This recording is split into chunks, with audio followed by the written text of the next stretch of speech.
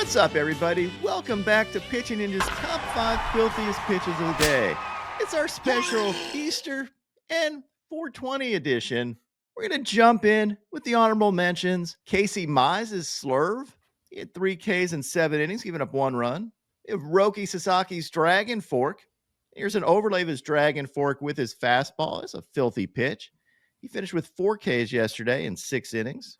And lastly, Raisel Iglesias for this game-ending sword on a changeup.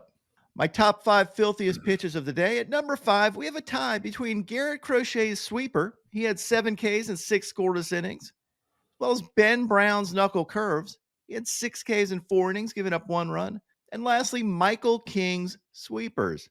He had 7 Ks in 5 2/3 innings, giving up 2 runs. At number 4, Mason Miller for unleashing holy hell here. He had these sliders and 102-mile-an-hour heater.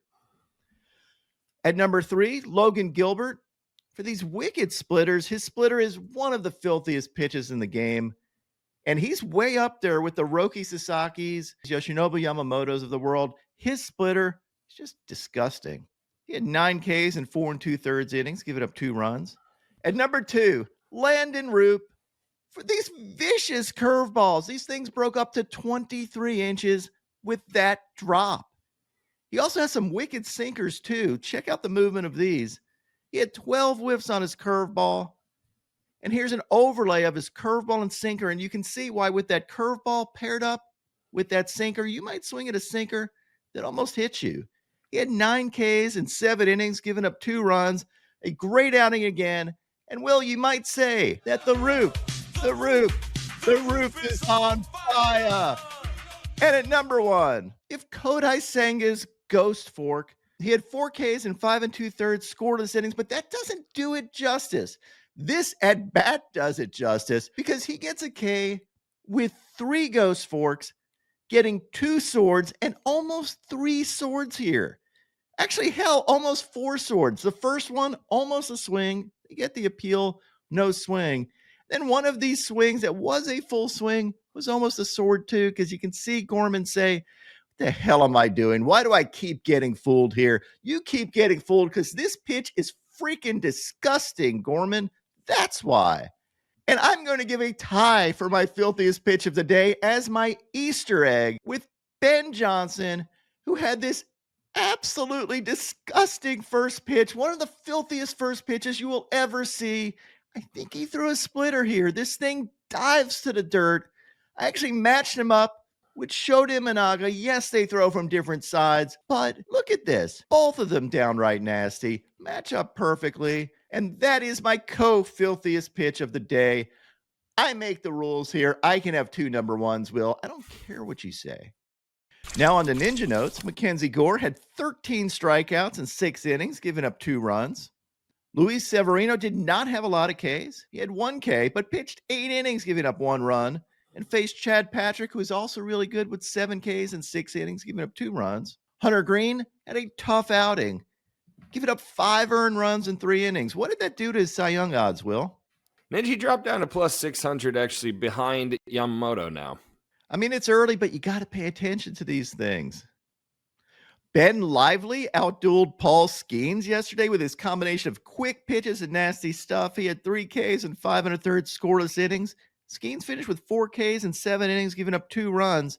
You can tell where this ball ended up just based on the catcher's reaction here. And yes, it did end up in the river.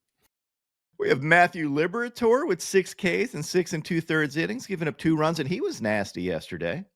Hayden Wesneski had 4 Ks and 5 innings, giving up 2 runs. And Nathan Eovaldi had 7 Ks in 6 innings, giving up 2 runs, and had some wicked splitters. I also wanted to shout out the Rays for this absolutely ridiculous double play. I know this isn't pitching, but double play is a pitcher's best friend, and this is ridiculous the way they turn this. Since it's 420, here's my all 420 team. Dave Smoke Stewart, Corbin Burns, Bill Spaceman Lee, Gavin Stoned, Tyler J., Jack Leiter, Brandon McCarthy, only because he finished with a 4.20 ERA and 69 total wins in his career. And of course, we have to have Tim Lincecum for obvious reasons. We'll throw in Jay Baller and our coach, Rich Doobie. Ninja, solid rotation. I'm also going to add Lil Stoner, Senor Smoke, Aurelio Lopez, legend. J-Ram, little known fact, he got his nickname because he rams J's into his lungs. Jazz Cabbage Chisholm. And Ninja, we're going to need a closer, so we'll bring out Jonathan Papelbon. Ninja, we're kicking off the Dong corner today with a double dose of fish tacos because Mike Trout went yard twice again. He might only be batting 189 this year, but he's got 8 jacks, and we got numbers 385 and 386 here. He'll be at 400 short, unless he ends up on the IL again. Next, Ninja, just a quick shout out to Rowdy Tellez for hitting a salami sandwich in extras to blow this game wide open. But the dong of the day is actually a co-dong of the day to Jonathan Aranda for hitting this walk-off mash job against the Yankees. You love to see it. And Adolis Garcia for doing the same, walking off the Dodgers. Of course he pimps it because there is nothing, and I mean nothing, Adolis Garcia cares more about than pimping home runs. He almost shows some respect to the pitcher by running at first, but he quickly stops himself when he realizes that there's a chance this ball's out. And then just your dong of the day. And now my pitching ninja moment of zen.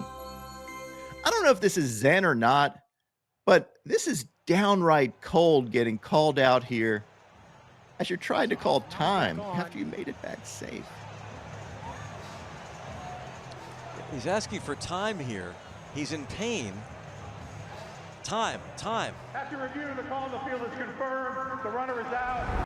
My picks of the day today are a 3-leg parlay. I'm going to start out with Clay Holmes for 5 Ks or more, then take Tarek Skubal for 6 Ks or more, and top it off with Jesus Luzardo for 7 Ks or more.